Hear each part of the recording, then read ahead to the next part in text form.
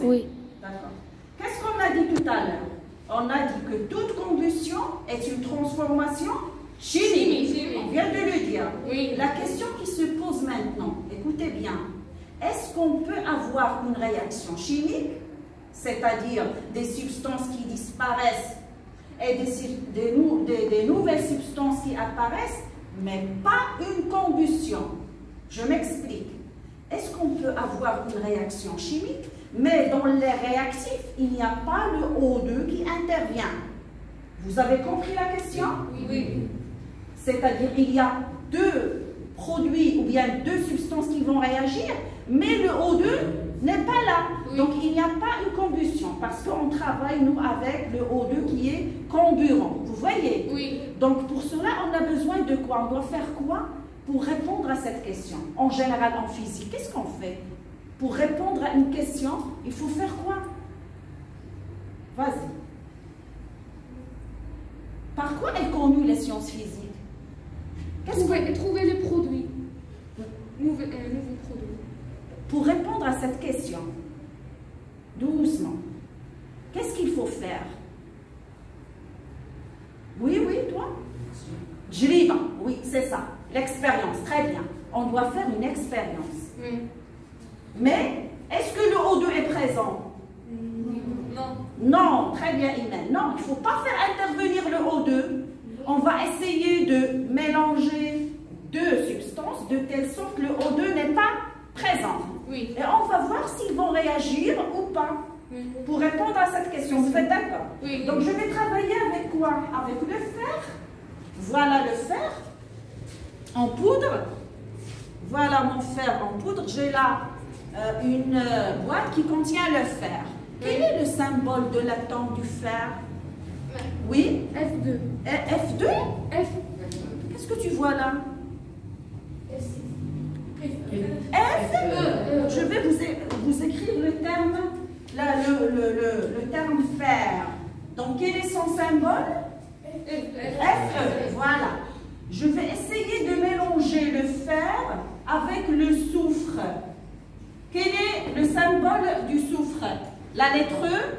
S, on n'est pas C. Voilà le C. Attention. Oui. Et on va voir si, en mélangeant le fer avec le soufre, ça va donner un nouveau produit. Oui.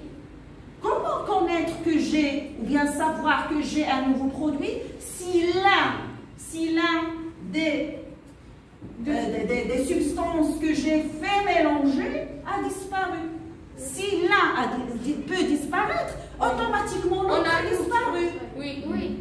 Vous voyez? Oui. Ou bien s'il y a apparition d'un nouveau produit. Dans ce cas, autre que le fer et le soufre, Oui. quelque chose de nouveau. Dans ce cas, je vais dire oui, c'est une réaction, c'est une transformation. Oui, c'est une transformation chimique. Vous avez compris le scénario? Oui. Ce que j'ai moi, j'ai le fer. Voilà, j'ai déposé une petite quantité de fer ici. Vous le voyez noir, mais en réalité, sa couleur est grise. Il est gris foncé. Oui.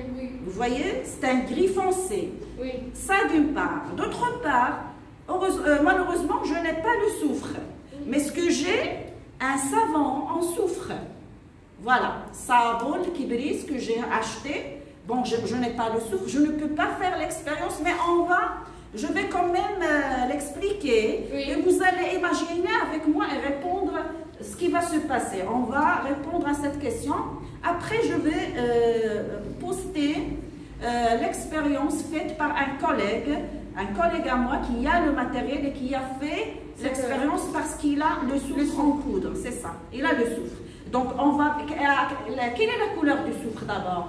Elle est jaune clair, comme vous voyez, vous connaissez tous. Donc, vous allez imaginer qu'on va bien mélanger ces deux substances dans l'espoir, voilà, en espérant que ça va, qu'ils vont réagir entre eux, c'est ça. Oui. Mais avant de commencer, ou bien de continuer, je vais vous donner une très bonne information, très importante information.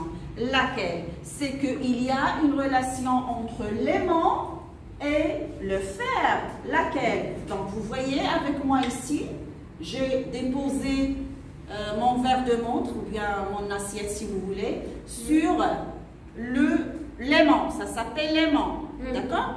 Je vais retourner cette assiette. Donc, qu'est-ce que vous remarquez? Qu'est-ce que vous observez? Le fer, il est bien. Vous pouvez accrocher, oui, très bien, ou bien attirer à l'aimant. Donc, voilà la relation entre quoi? Entre le fer et l'aimant. Il y a une attraction. C'est ça. Ça d'une part, je ferme la parenthèse. Vous allez utiliser cette information plus tard. Oui. D'accord? Donc voilà, imaginez avec moi que j'ai mis une quantité de soufre là et j'ai bien mélangé. Mon collègue il a mélangé avec une cuillère ordinaire, celle de la maison, mais en réalité, on doit mélanger avec cet outil-là. C'est le mortier et le pilon. C'est un outil très important pour bien mélanger de cette façon-là. Donc on mélange, comme j'ai dit, dans l'espoir que ça va réagir. Les deux substances doivent réagir, le fer et le soufre. Donc imaginez avec moi qu'on a ici ce mélange qui est bien mélangé. Comment savoir que le fer a réagi avec le soufre à votre avis? À l'aide de quoi? À l'aide de quoi je peux dire oui, le fer il a réagi avec le soufre, à votre avis? C'est-à-dire quoi le fer a réagi avec le soufre? C'est-à-dire le fer a disparu. Oui. Vous voyez? Si le fer a disparu, Madame, on a un nouveau substance. mais comment savoir que si le fer a disparu ou pas? Est-ce qu'il a disparu? Il faut répondre à cette question, mais comment? Je viens de vous donner une information tout à l'heure. Il faut l'exploiter. Qu'est-ce qu'on va faire? Vous faites vite, s'il vous plaît. Le fer, est-ce qu'il est dans le mélange? Il existe toujours, mais ou il n'existe pas. C'est ça. Donc, comment connaître qu'il existe ou pas? Il y a une relation entre le fer et un outil. Lequel? Je viens de faire une petite manipulation devant vous. Oui? Vous faites vite. Qu'est-ce que j'ai fait tout à l'heure? Qu'est-ce que j'ai approché? Qu'est-ce que j'ai approché? Qu'est-ce que j'ai utilisé?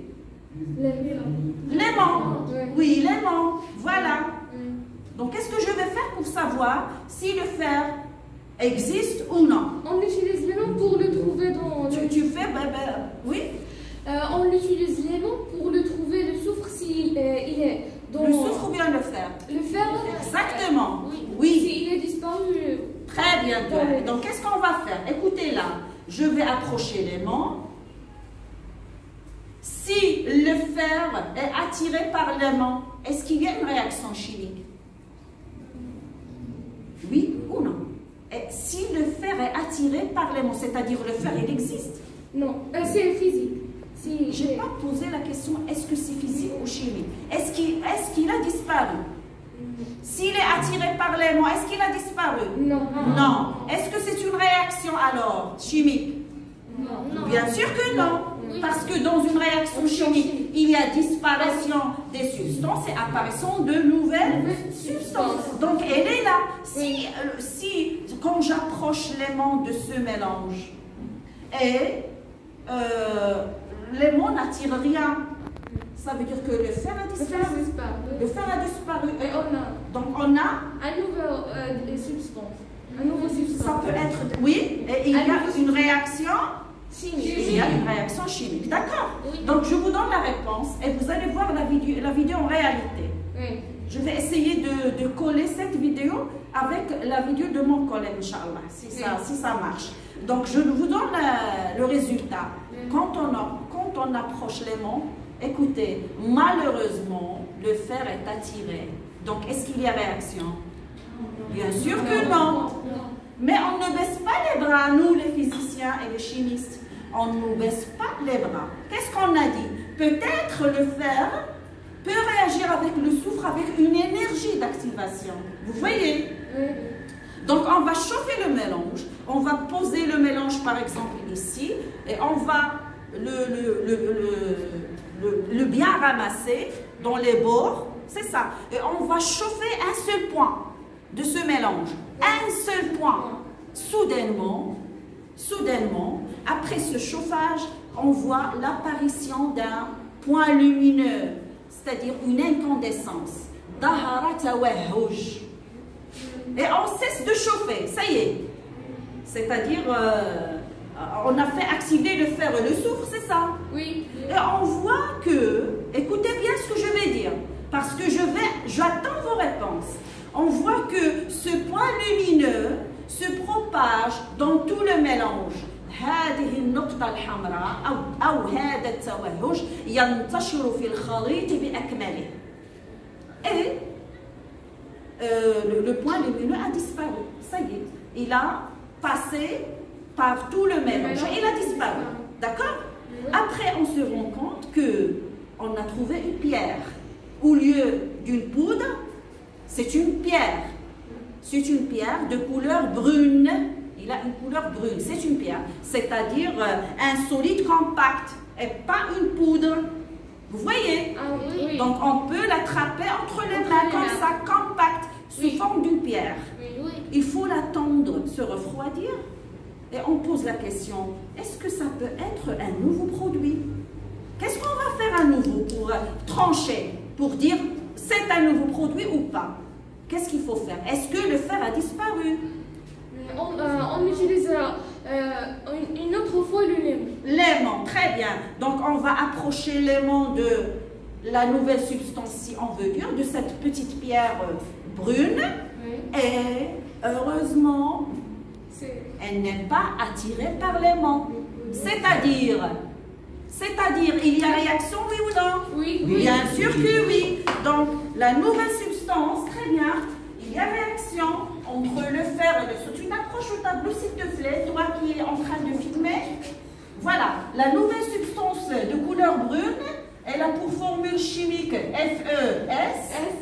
Et il y a une réaction chimique, mais il nous faut une énergie d'activation comme ça. Vous voyez? Oui. Une énergie d'activation. Tu suis, toi, au fond de la classe. Quand je mets ce symbole-là, écoutez, c'est-à-dire on a besoin d'une énergie d'activation. Oui. Cette nouvelle substance ou bien ce nouveau produit s'appelle le sulfure de fer. Le sulfure de fer, c'est ça? Oui. Quoi d'autre? Voilà. Donc maintenant, on va répondre à notre première question. Qu'est-ce que j'ai dit? Est-ce que toute réaction chimique est forcément une combustion? Avec cet exemple, qu'est-ce qu'on peut dire? Oui ou non? Est-ce que toute réaction chimique, elle est forcément combustion? Oui? Non. Bien sûr que non. Et voilà la preuve. Oui. C'est-à-dire, il y a deux réactifs et le dioxygène n'est pas là. Donc, ce n'est pas une combustion. Donc, écoutez bien ce que je vais dire. Je vais dire une phrase tout de suite très intéressante. Écoutez. Et vous allez la traduire en arabe. Vous voyez? Oui. Écoutez. Toute combustion est une réaction chimique. Mais pas toute réaction chimique est forcément une combustion. Donc, traduisons d'abord la première partie. Toute combustion est une réaction chimique. Qui peut traduire en arabe? Rapidement, on n'a pas le temps. Toute combustion est une réaction chimique. Oui, Souhaïl. كل احتراق هو تفاعل très bien. كل احتراق هو تفاعل كيميائي. Mais pas toute réaction chimique est une combustion. Qui peut traduire? Vite, on n'a pas le temps. Oui, Dua. لكن ليس كل تفاعل كيميائي هو احتراق. Très bien, Dua. ولكن ليس كل تفاعل. Qui peut donner un exemple que ليس كل تفاعل كيميائي احتراق. Tout est au tableau. Un exemple qui prouve que ليس كل تفاعل كيميائي احتراق. Vous faites vite s'il vous plaît. Saad, j'attends Saad. Tu retournes la caméra vers Saad s'il te plaît.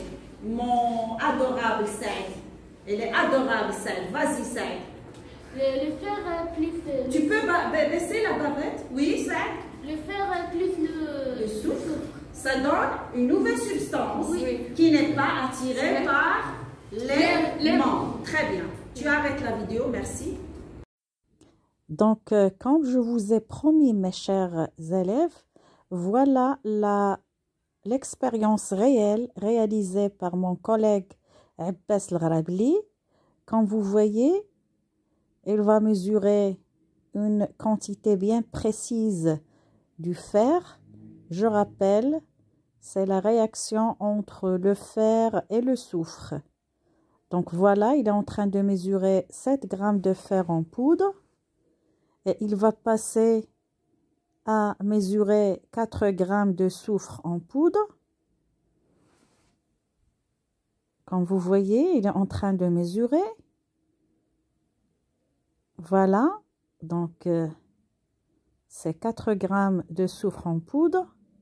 Et il va bien sûr mélanger les deux substances. Voilà, on a le soufre et le fer. On sait tous que l'aimant n'attire pas le soufre, mais il attire le fer. Voilà, le soufre n'est pas attiré par l'aimant, mais comme je vous ai dit en classe, l'aimant attire le fer. C'est une belle expérience et je remercie beaucoup mon collègue M. Abbas. Voilà, on va mélanger. On mélange le fer et le soufre. Comme je vous ai dit, avec une cuillère. Il n'a pas le mortier et le pilon. Voilà notre mélange de fer et de soufre. On va voir est-ce que le fer a réagi avec le soufre. Comme vous voyez, le fer est attiré par l'aimant, ce qui prouve que le fer existe et il n'a pas disparu. Donc, le fer n'est pas réagi ou bien n'a pas réagi avec le soufre. On mélange une autre fois et on va chauffer un point de ce mélange ou bien une extrémité de ce mélange. On chauffe à l'aide d'un briquet et on voit l'apparition d'une incandescence et cette incandescence se propage à travers tout le mélange. Comme vous voyez, c'est spectaculaire, comme je vous ai expliqué exactement en classe et je vous ai promis de poster cette belle expérience. Donc vous voyez, le point lumineux se propage tout au long de quoi? De notre mélange avec la projection des étincelles. Donc, c'est une belle expérience spectaculaire. Et on va, à la fin de la réaction, ou bien à la fin de cette propagation, on va voir, on a trouvé bien sûr un solide sous forme d'une pierre de couleur brune ou bien gris foncé et on va approcher l'aimant à nouveau. Bien sûr, rien n'est attiré, c'est-à-dire le fer a disparu. Et ça, c'est un nouveau produit. Donc, il y a une réaction chimique après une activation. Oui, après une activation, on a fait une activation. On a activé cette réaction chimique par la chaleur, c'est-à-dire le solide obtenu est un nouveau solide appelé le sulfure de fer et n'est pas attiré par l'aimant. De formule chimique FeS. Donc, je remercie encore une fois mon collègue, M. Abbas. Donc, pour terminer, avant la réaction, on a comme réactif le fer et le soufre. Après la réaction, comme vous voyez, on a le sulfure de fer. Le bilan, bien sûr, de cette réaction est fer. C'est le bilan littéral, c'est-à-dire on va l'écrire par les lettres. Donc, je vous remercie et à la prochaine. Merci.